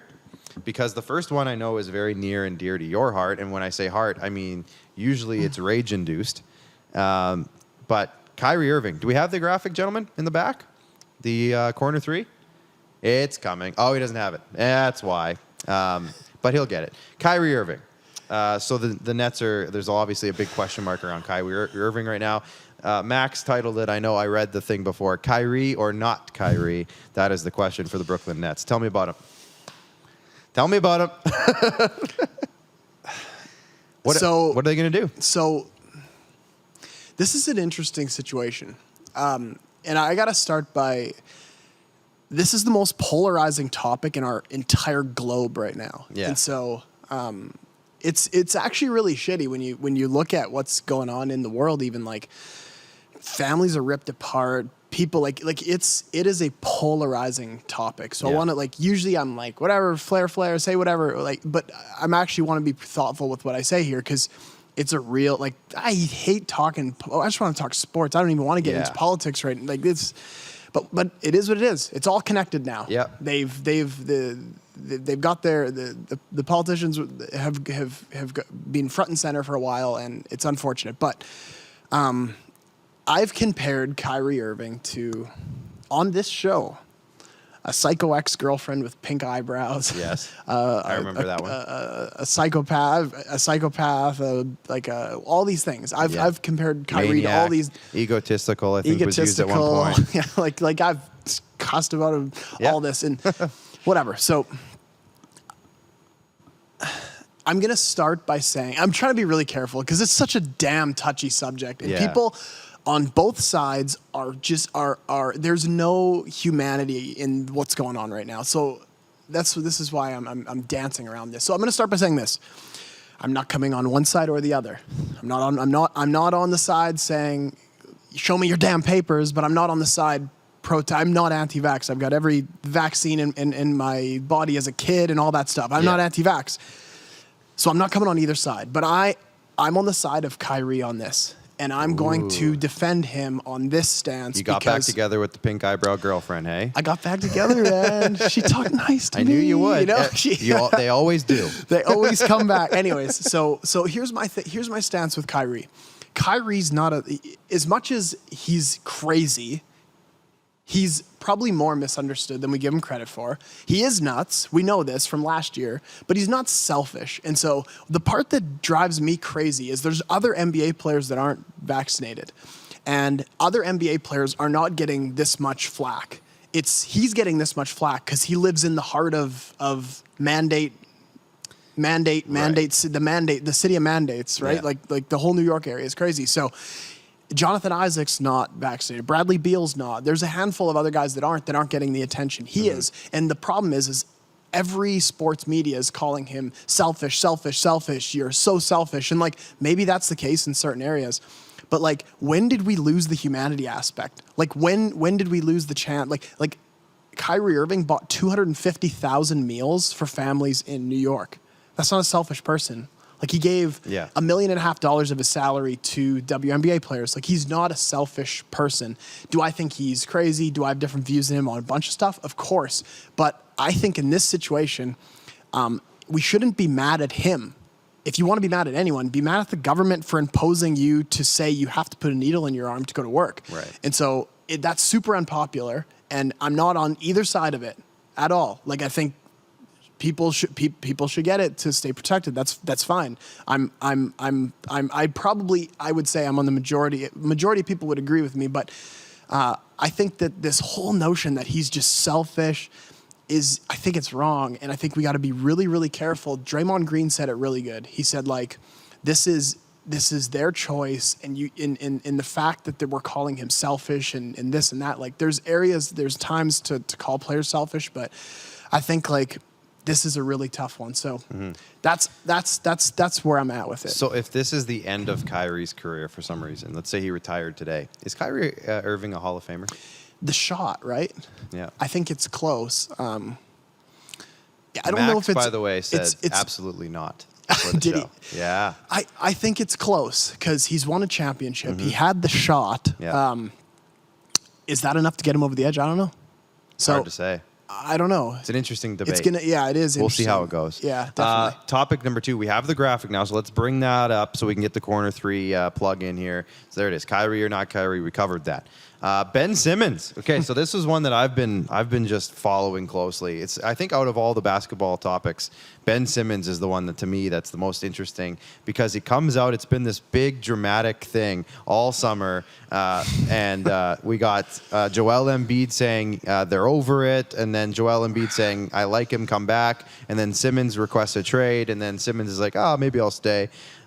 Is he finally feeling the brotherly love in Philly? I know Philadelphia is a sports city. I cannot imagine, with everything that's gone on this summer, that they're going to just be like, oh, never mind, we like you again. I just don't see it happening. Hell no, man. No.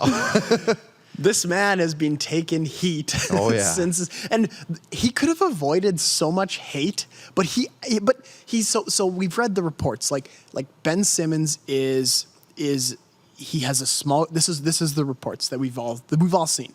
He's a small group of people. He's babied his whole life. Yeah. He's told what he wants to hear, and no one tells him the truth. Mm-hmm. And so he should have been the one on his hands and knees to Philly saying, I'm sorry, guys. Yeah. I should have made that layup versus the Hawks. I should have dunked the ball. Yeah. Instead, he goes the other way. So, like, I don't think anyone in Philly is going to give him an ounce of love. I'm not surprised he's back. Yeah. He's not in the situation that Kyrie's in. Kyrie can just say, I honestly think if they trade him, Kyrie will say, I'm done. Yeah. I'm retired.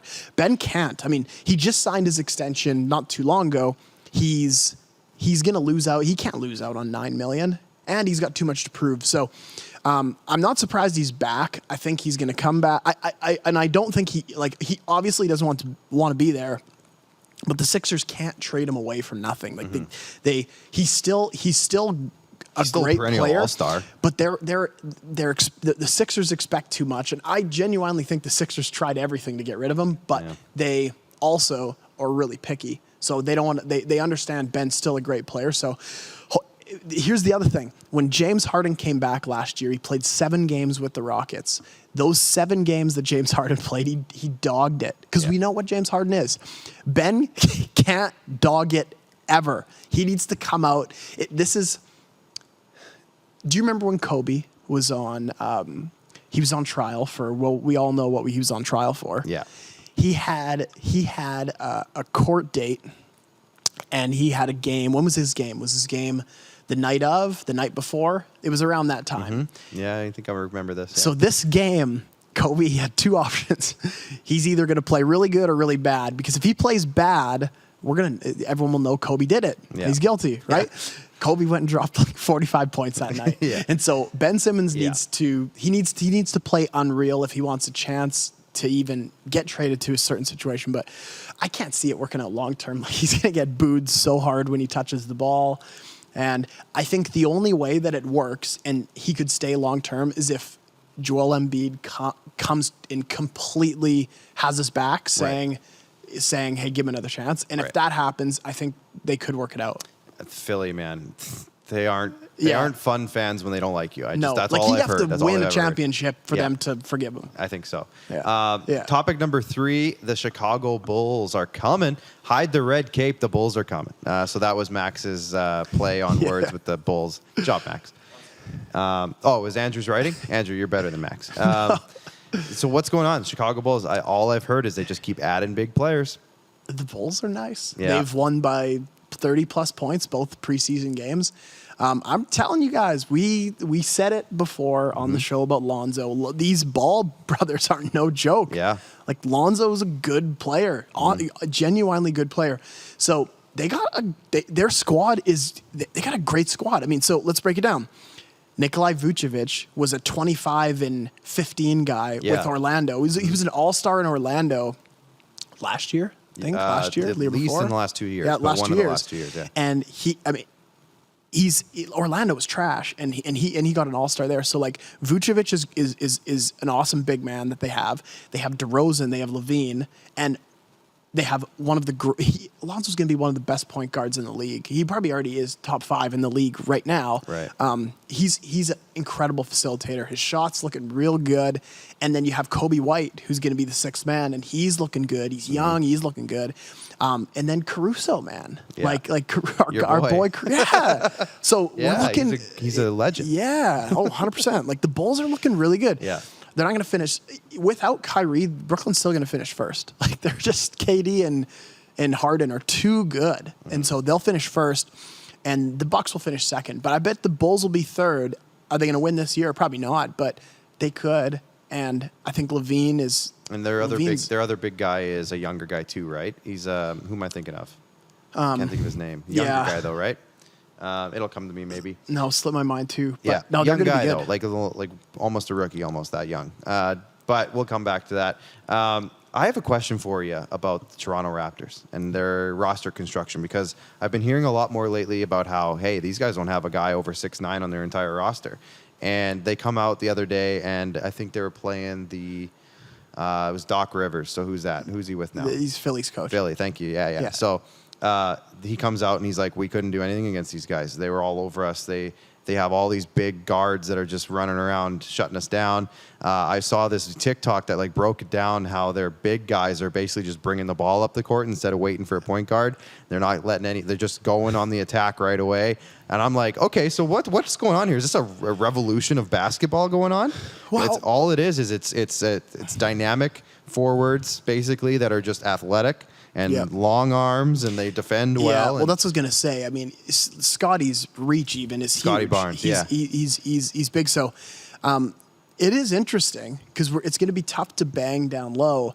I've seen a lot of those reports. So, I think the Raptors, we lost Lowry, but we got the Dragon. So I mean, so give me before we go deeper on this. Is he happy to be here now? Because originally he was like, I don't want to go there. He's going to be fine. He'll be fine. He'll be fine. Okay. He'll be fine. I don't see him as a guy that stirs drama up. I didn't give that a second of thought because I see him studied under Steve Nash. I remember watching him at Phoenix back in the day. Oh yeah, he was awesome. Yeah, and so I mean he's old, but I think he's like a legit veteran that's gonna teach a lot of good things. So between him, OG, Fred, Pascal, Scotty Barnes, we're gonna have a mediocre season. We'll make the playoffs. I bet we'll be 6th, 5th, 6th, something like that, maybe 7th. The fact that we have home games. I mean, last year we can't even really realize, we can't even take it as a real season. They played every game on the road. That's so tough to do. Yeah. So I feel good that we're in the right direction. And you guys watch Scotty Barnes. Scotty Barnes will be an all-star. I'm very interested. There's so many reports saying he could be the best prospect of the whole draft. Yeah. And I entertain it. I think he's go in the right direction. I like hearing it. Max, we're going to have to watch some Raptors games this year.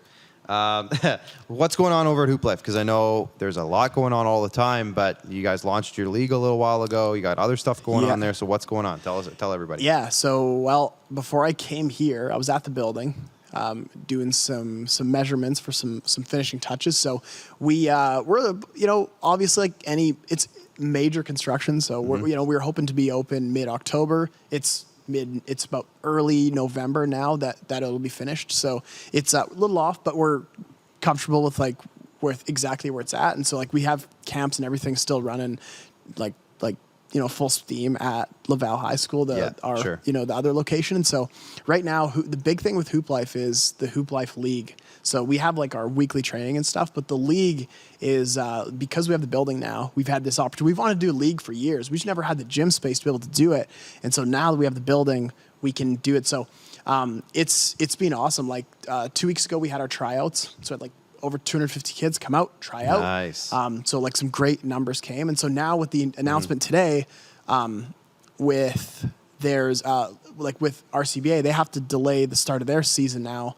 And so because of that, we've wanted to let some other kids have a chance to get in if they didn't get a chance to try out. So we've added a few more spots, but the league is if you, for players that that still haven't joined. They probably got another week left, and then that's kind of it. The schedule will be set. So we're wanting as many kids to join as possible. Like, we want to just keep that Hooplife building just packed from 7 a.m. to 10 p.m. 7 days a week. And so it's exciting times, man. Where can everybody log in, sign up? Hooplifebasketball.com. Website. Best place. Yeah. Hooplife Basketball. Follow them on all their Instagram channels and their Twitter and Facebook pages and everything. Go follow them because there's so much fun stuff, and I just can't wait to see what comes next because I know you're not done. No, there's more coming. Totally. And we'll just tease that because I'm sure that you haven't told us anything specifically, but I know it's you, so there's going to be something else going on. So anyways, Andrew, thanks for popping in, and see you in a couple weeks. Yeah, thank you guys. All right. Totally. Hooplife Basketball. Check it out, hooplifebasketball.com. Use promo code SQUAD10, of course. I think that still applies. It definitely does. Let's definitely do it. does. 10% off everything there. So apparel, merchandise, camps, sessions, everything. Head over there. Check it out. Lots of fun stuff. We'll be right back after the break. We got to make our NFL picks. And I think we got some hockey to talk about too, Max. So we'll get back to that right after the break. Does this look familiar? Your fans deserve an incredible arena experience. It's time for an upgrade. Stunning graphics. Revenue opportunities are just the beginning with our in-venue display systems and scoring technology. Let us help you find the best solution for your facility. DDG, always delivering the best fan experience. Here's how your business can be a part of Canada's fastest growing sports talk show. All you have to do is contact us, and we will tell you all about the dynamic and exciting marketing opportunities we have, utilizing a fully integrated 360-degree multi-platform. Imagine your business seen and heard across Canada on Game Plus TV and around the world on the Rod Peterson Digital Network. You will use one of the most overused expressions in sports. You gotta be kidding me. Get your business involved. Contact the Rod Peterson Show today. Everyday Hooplife.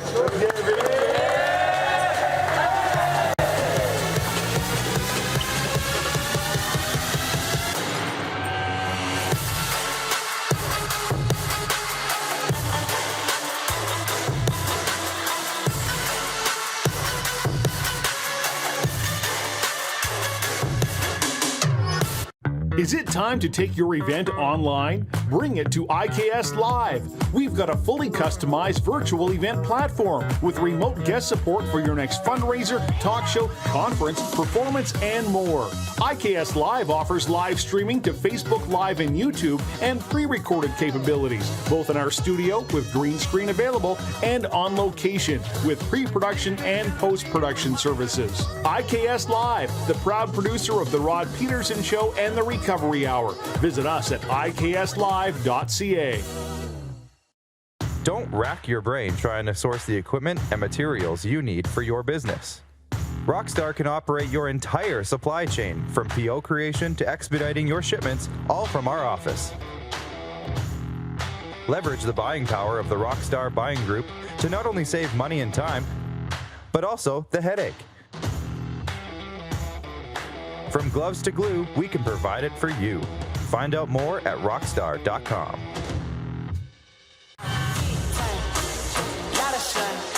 Smoky in the air, that's a lot of fun. Big time, big time, big time, big time.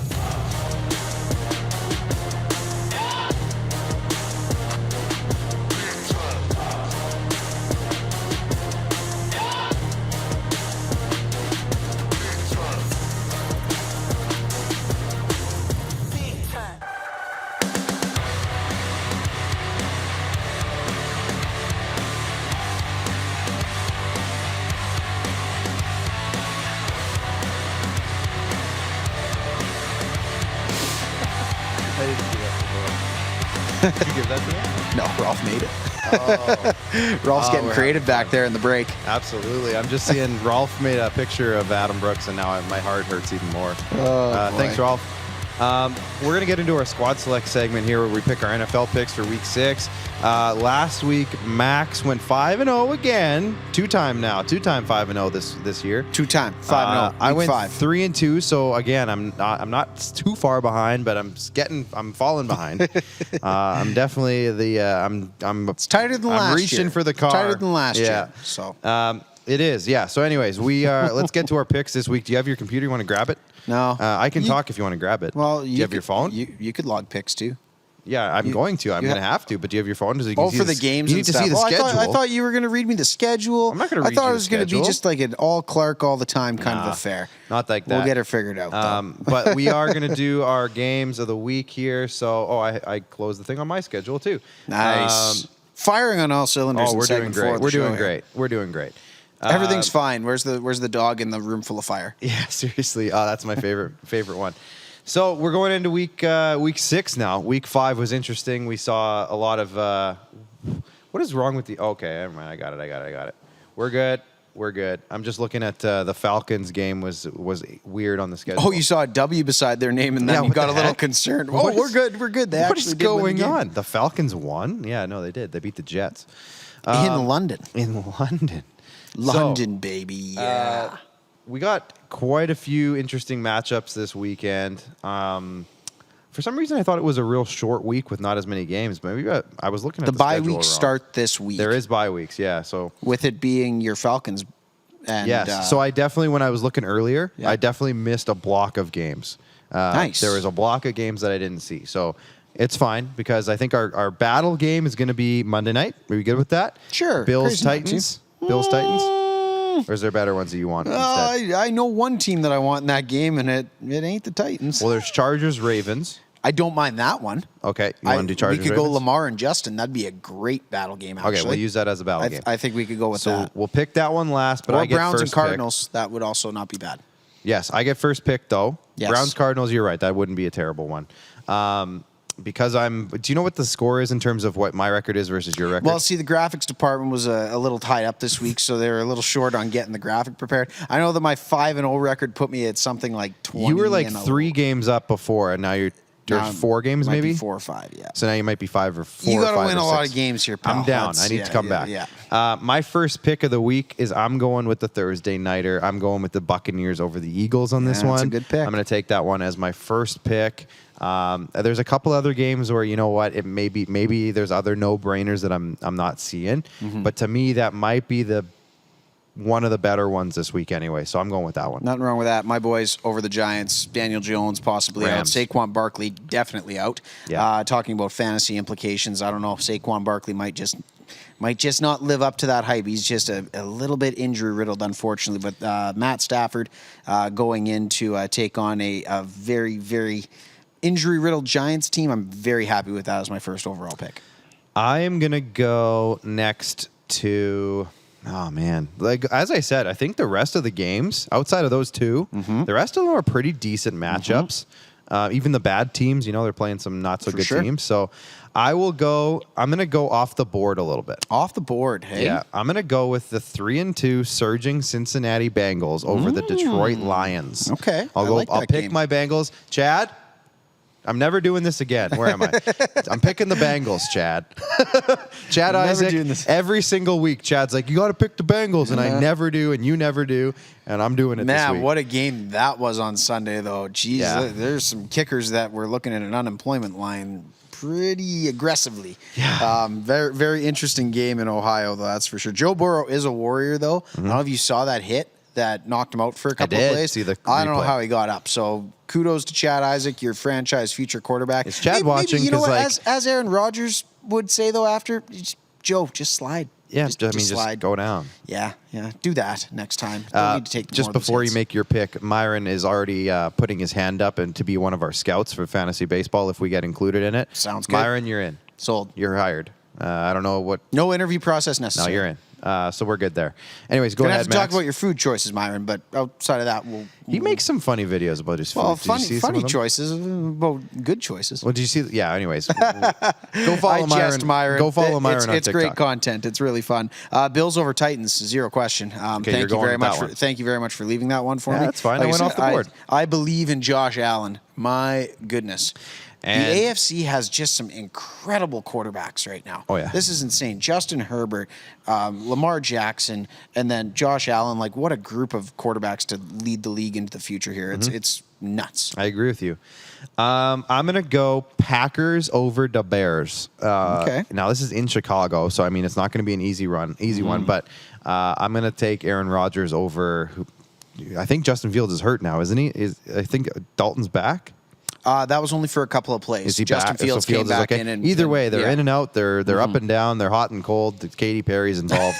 I don't know. The Bears are I like weird. that. That's I'm a going to good go segue. Packers on this one. Going Packers. Meme hey? that. Meme it.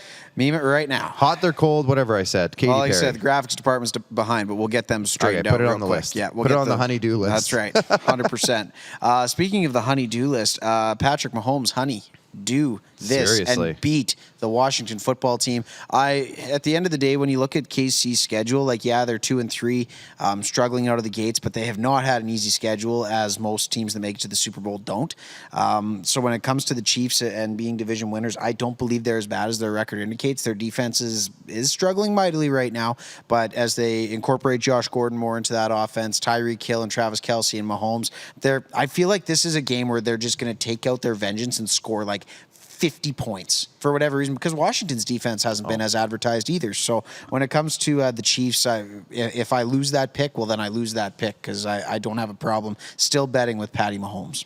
I forgot that I was marking down the games. Good job. Good job. So I got the Bucks. You had 4 jobs. I know. I picked the Bucks. Who did I pick? I picked the Bengals, the Packers. Okay, Yeah. and you picked so far who? Rams, Bills, Chiefs. Chiefs. Okay, got it. Feeling like I'm well on my way to another 5-0 week. Just kidding. I Those said Chiefs, it now. man, I've bet on them twice, and both times they lost. That means they're due. Maybe they're due. And it's against the Washington football team, so you know how good a pick that is. I hate it. I'm going to go off the board again because, again, some interesting matchups this that's week. a dangerous position to go when dangerous you're week. down 4 games. It's a dangerous week. That's a dangerous spot. I'm going to go with the 1-4 Colts beating the 1-4 Texans. Don't believe in Davis Mills, hey? Okay, Nope. I got it. Makes sense. I'm Even hoping. after they almost beat the Patriots? Well, see, the thing is that the Colts almost beat the Ravens, and they looked pretty decent. And with Carson Wentz, I think if he can just continue to try to get healthy here, and some of his weapons are performing okay, and they're at home against the Texans. Yeah. I don't know. I'm crossing my fingers with a 1-4 team here. See what happens. Dak Prescott. You got one more, I think, Dak right? Prescott's going into New England, and he's going to do damage. That's what was the other one I was just going to do. The I was either Dallas gonna do Cowboys over the or New England Colts. Patriots. I mean, at the end of the day, they came back against the Houston Texans, but they did not look good in the first half of that game. And I think when they face a team like the Dallas Cowboys, it's going to be a bit of a rude awakening. I think we said the Bucs were going to smash the Patriots. They kept it close. And then they went into Houston, found a way to win a game, but it certainly wasn't convincing. Dak Prescott doing all sorts of damage in the NFC East.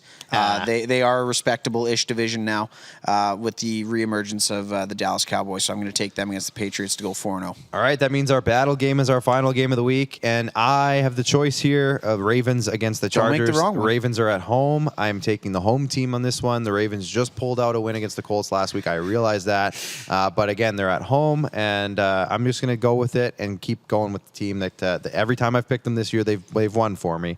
I'm mightily okay with that. The Chargers are in a similar, not quite exact same, but similar vein to Washington for me. I have a hard Really? time picking them. You don't like Justin Herbert? You don't like Mike Williams? You don't They're like great. Keenan Allen? They're fine. Keenan Allen's actually my boy. They're really interesting old school fantasy football story about Keenan Allen that we don't have to talk about. Game of the year, I know that Andy McNamara is probably heartbroken about it, but game of the year so far has got to have been that Chargers-Browns game, 47-42 shootout. Justin Herbert, cannon of an arm. Yeah. I'm very happy that you went that way with the Ravens. Fair. We'll see how that goes. It I'll should bet be on another Lamar. great game. I'll take Lamar. That's a game where I'm taking the over, 0 questions. Yeah. And the under's going to hit. Other games going on this week. The Dolphins are taking on the Jaguars. I won't be watching that game. I won't be getting up for another London game at 7:30. Nope. Sorry, guys. Don't want to watch Jacoby Brissett Nope. lead the charge against the quarterback sneakless Just simply Jacksonville don't. Jaguars. Christian McCaffrey may be back to play against the Vikings, and that might have been a good pick if we were to go back. But I wasn't sure. We don't know about the status yet. And again, That's we've talked about this. That's the hard part about picking on games on Tuesday. Games on Tuesday. We might have to go back to doing a Saturday show and do Saturdays instead, We which we did for a while. But Cardinals are facing the Browns. The Raiders against the Broncos, both 3-2. The Seahawks, they have the Steelers. They're both 2-3. The Steelers. So interesting. No interesting Juju anymore, week. though. Juju's done for the year with a shoulder injury. Oh. It's a tough one. It's an interesting week in the NFL. So we'll see how this one comes out. I need some wins. I need a couple of strokes of luck here. Yeah. What else we want to talk about before the show is over, Max? I know earlier you mentioned Austin Matthews is screwing over your fantasy team. You're not too pumped about that, huh? And like, they said he was going to be ready. Now he's not ready, and now I'm sad. And I don't know, dude. Like when you go with the assumption into a fantasy draft when all you're told is he's going to be ready to go, it's more so just the fact that I needed a reason to watch the Leafs, so that's kind of why I picked him. Now I got no reason to watch the Leafs. So. Just a quick. Yes. Just a quick. If you want to do my camera here and yeah, exactly. do the old. Oh, good one. Not bad. That was a good crack. We got to do the nightcap. I almost crack. forgot. Original 16, good friends of ours. Are you still taking a break? I'm on a break. I heard you had a weekend though. I'm on a.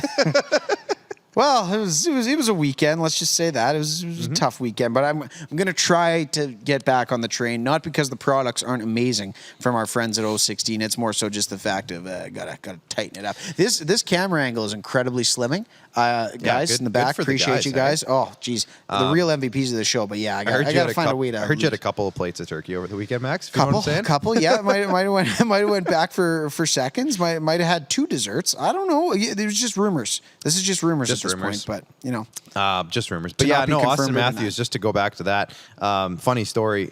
James from Offside Hockey Talk. I am in his fantasy league. He pulled me in. He pulled, and he actually traded away a couple of his draft picks last year. So I worked out a draft day deal with him. I had number 1 overall. I lucked into like 6 number 1 picks this year. I don't know how that happened. You did. Honestly, every draft. Hey, so I'm picking number 1. Who do I go with? Pick? Yeah. How are you picking number 1 in all these drafts? I think I got the 4 number 1 picks. Did you buy any lottery tickets that week? No, and I should have. Well, that was messed stupid. up big time. So I got Connor McDavid, of course. But then James had the 3rd overall pick, and he shopped it. And I said, "Do you want my 2nd and 3rd round picks?" Which were 20. What would have been 24 and 25, so 23, 24, somewhere in there. And he ended up he traded me the 3rd overall. So I got Austin Matthews with the 3rd overall pick. So I have McDavid and Matthews. He ended up getting Braden Point and Adam Fox, like pretty good players at that point in the draft. But I was pretty excited. I just, you know what, I'm like, screw it. I'll just go in. I'll go with Matthews and McDavid and just have fun with it and see what happens. And then, I'd say you're going to have a fun fantasy season with those 2 as your centerman. Yeah, and then I was under the impression, too, that it might have been a keeper league. So I'm like, okay, is James sure when he knows what he's doing here? Yeah, okay, interesting. It's not a keeper league, though. It's not a keeper league. No, Okay, so gotcha. that part makes a little more sense now. Myron just said, Max, did you just say something nice about the Leafs? Are you feeling okay? Myron, by the way, how do you like my starter jacket? It's pretty awesome. I freaking love it. I got it on starters, not Max finishers. actually sent me the link for the Fanatics sale that was You're going welcome. on. It's actually, Myron, fun story. You know about this. It's where I got my $27 Toronto Retinas jersey. The Retinas jersey. $27. Like, that one didn't have a name, right? Blank on the back? It's not a Brooks jersey. It's not. No. There's not a lot of Brooks jerseys anymore in circulation, blue and white, unfortunately. But who knows? Again, maybe in a month, he returns. Waivers. That would be nice. Robin Actually, Wildy, no, I would like, again, going back to our sentiments earlier, I hope he lights it up with the Habs. So do I. To be quite honest. And I So hope do he I. does it on a nightly basis against your Leafs. That would just be the ultimate Dubas get out of town and come around the Nashville Predators. Well, and that's the funny part, too. And you know how Leaf fans are. It's the reason I do. you have a certain sentiment towards I have a most sentiment. Leaf fans, except Yes. for me. You like me. We're cool. We're all right. But all the stuff on Twitter. Now, I kind of played up my thing just because it's my brand and Brooks is my guy. It's your and guy. I was sad about it. It's your but guy. a lot of Leafs fans were like, "Fire Dubas. He lost Brooks. How could he lose Brooks?" And let's be real. I'm sure Adam would even agree. He's played 11 NHL games. Maybe he wants an opportunity for a fresh start, right? Like at the end of the day. Great. And I'm not disagreeing with them. And, Oh, yeah. and at the end of the day, it wasn't really his choice. He was on waivers. But I know that the Leafs had him in their plans. Absolutely, they did. And it's at the end of the day, though, guys, as much as I'm going to play up the Brooks thing because of my TikTok channel, at Producer Clark, by the way, he was the 14th or 15th forward. I mean, if you're going to get upset about losing a forward like Adam Brooks, just know that there's other guys in front of them that the Leafs feel good enough to keep that they had to lose Adam Brooks to waivers. So we used to be in a situation with the Leafs that we'd send 40 guys through waivers and none of them would get claimed because they weren't very good. Right. And we're at a point now where we're getting guys claimed off waivers, which is usually a sign of a good organization overall. That's right. I'll go with that. Predators had Rem Pitlick claimed off waivers, so they're There you winning go. the cup. Yeah, right. Exactly. Good organization over Good there. organization. Anyways, what? You have something else? You want to meme that? The Vegas Golden Knights are up 2-0 on the I would just like to get Kraken Ryan already. Leslie back on this show for the postseason roast. That would be great. Oh, we will. This team is just in the beginning of the phases of their success. Okay, Eugene Melnick. You. Well, hey, it's true. Yeah. Yeah, that was actually really funny. Ryan No, Leslie, what a gem. Ryan Leslie's a beauty. You can't convince me otherwise. No matter what they say about you, Ryan, I got your back. Robin Wildy saying, along with Sask referee Graham Skilleter, Sask is representing. Now, that's, that was a comment that Eberle and Schwartz are on the same line to start the game for the Kraken. I'm very excited to go watch that game, actually. Yeah, I'm gonna so tune in. we're going to log out here. I think we're hitting the under because it's 8:41. So That's I think not we're doing bad. okay. Usually we get till 8:44, right? Usually 8:44, That's not bad. I 8:45. felt like it was a lengthy show, not because it was a, tough one. We had a lot going on and some good things, some bad things, some try to push things forward things, but overall, great show. Myron says, I am envious of the jacket, to be honest. Yeah, you should be. I've never had a starter. Have you ever had a starter jacket? I had a Mighty Ducks one at one point back when I was a kid. Was it like purple and green and stuff? Yeah, it was excellent. But can we make a bet? Sure. By chance? We're going to put up apparels. On this? Or what are you talking about? Well, I'm just saying. So you love your starter jacket, right? Oh, I do now. It's your I never thought I favorite piece would of apparel. because again, it looks good. This material is not one that I typically. It's a go windbreaker. for. Great for Saskatchewan Falls. Great, Right? It's not one I typically go for, but it fits me great. It's comfortable. I didn't think it would be, and it's Okay, so here's awesome. the bet. Go on. If they don't make it past the first round of the playoffs, I get to draw a big red X over the logo with permanent marker. Why would you do that? I don't know. Just As an for funsies. apparel guy, just I for feel like funsies. that's like a sin. Yeah, it's the Leafs though, so you just burn I'm gonna that say, stuff. well, what's in this for me? Well, I don't know. What do you want? I named my term. What do you I don't need? know. Like, I feel like there's a lot going in your direction in this bet, and not much in I'll my just direction. say this hoodie was a $25 find at Winners, so I could probably go grab another one. So That's if fair. you want to draw a big red X, no, I'm just I kidding. wouldn't want to wreck any of your clothes. That's just Max. being salty. You know what? You're It's salty. a nice little piece of apparel. Clark. I like you it. picked it up good. I'll take the credit for sending your way to the deal and sending you down the darkest alleys. I just, you're like, hey, let's make a bet. I'll draw a big X on your jersey if they don't win, or in your jacket if they don't win a round. yeah. That's the bet. Well, I don't want that bet. well, I'm pretty sure it's not the silliest thing that's been said on this program. That's fair. A lot of silly things Save on the percentages program. and umpires, man. Those make good goaltenders. Here's a question for you right before we go. This is the last For one. me? We're going to end the Oh, night here. boy. This is for you. Yep. Myron says, by the way, wow, that's high stakes, Clark. Yeah, I feel like it's not a fair bet. Super high stakes. Quick question for Max. How do you rate season 2 of Ted Lasso out of 10? Okay, so here's the deal, Myron. Actually, tonight, this was my plan post-show. I still need to watch the season finale and the episode prior to it. So far, really like it. penultimate Again, episode, if you will. Yes, the penultimate, yes. Yeah, I like that word. You need to get on this show, man. I know, I'm stupid. I feel it's- stupid. Well, you should, for Yeah, multiple reasons, I but do. especially that one. Yeah. So, Squid Games, too, is one I want to get on. I don't know. I feel like Seen that's... too much hype. I have to watch Yeah, it. but I've seen... I But have that's to. what I mean. Seen too much hype, have to watch it, gonna be let down by it. Guaranteed. Without question. Just for whatever That's reason. fair, but I feel like from what I've seen, it's all over TikTok, it's all over Twitter. I just need to see the show now. Anyways, Myron, it's a short work week with Thanksgiving being yesterday. Happy Thanksgiving to everybody, by the way. Yes. We Cheers. obviously did our NHL season preview show. Go check that out on the Facebooks and all that fun stuff. But regardless, that is my plan to tackle this week, is to make sure I get through the rest of the season. But episodes 1 through 9, very impressed. The storyline's there, the arc is there, the laughs are there. Just a great show, man. You and Amy would both really like it. Sorry, you and the wife. I gotta convince her to do it. You and the wife. I'm sorry, I name dropped. Well, that's fine. Can we I bleep think- that out, guys? I think we've said her name on the show before. Once or twice. I got to convince her to watch it, and if I can do that, we'll watch it. Oh for sure. man, it's Or I might should have be to- an easy convincer. I might have to find. Did you, my well, you own still time. haven't seen the Alex Ovechkin and Backstrom commercial. Well, I gotta watch that if, too. If I'm the Backstrom to your Ovechkin, then you would trust my I'm opinion. Ovechkin in this scenario. Sure, I'll give you the goal scoring. You're the prowess. playmaker? Yeah, exactly. Okay. He's a good dude. Both might They're both end up good in the dudes. Hall of Fame. So Probably. regardless, well, Ovi's definitely in it. Last one, just as we wrap up tonight, Robin Wildy, I'm finally doing something for you, man. Can't say I never did something for you. Tomorrow on the Rod Peterson Show, Dallas Stars TV broadcaster Brian Ray is coming on the Ooh. show. Now, this was an interesting one. I found him on Twitter the other day. He works for Bally Sports Southwest. He's a TV analyst / host / sometimes he fills in as play-by-play. Like what a resume Just a that Swiss is. Army knife, hey? Yeah. Good So for he's him. going to come on. We're going to talk Dallas Stars. So Right on. Robin, again, can't say I never did nothing for you. And Mo Egger, ESPN Cincinnati. Oh, yeah. My Cincinnati Bengals. We're going to talk about my Cincinnati Bengals. So I'm excited for that So one. you've officially converted from the Falcons to the Bengals, eh? I think so. Fun team to watch though now, man. Jamar Chase, Yeah. that Joe Burrow connection, dude. It looks good. I'm not converting from my Falcons, but this week they're my Bengals. Don't want your tiger stripes. No. Next Okay. week on the SquadCast, stay tuned.